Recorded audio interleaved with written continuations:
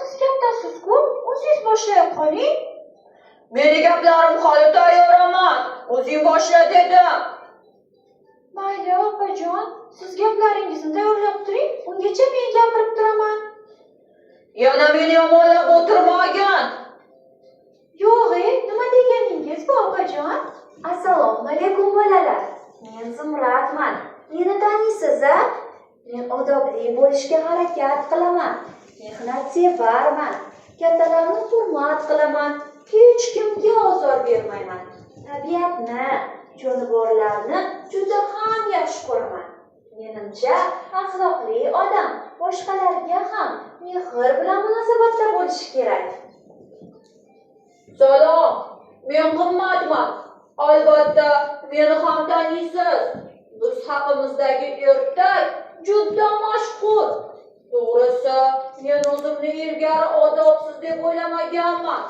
Shunchaki juda erkatoy edim.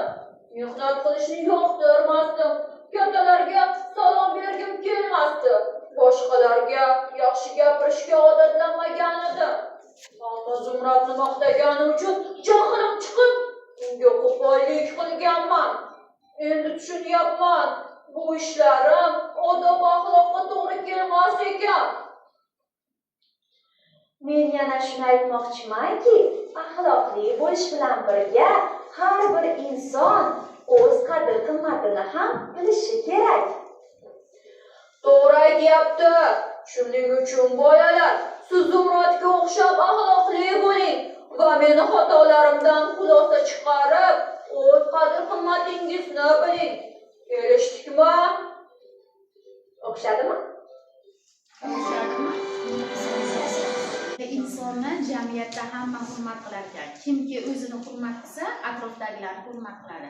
Kimki o'zini hurmat qilmasa, o'zini manfaat yo'lida harakat qilsa, atrofdagilar ham uni hurmat qilmas ekan.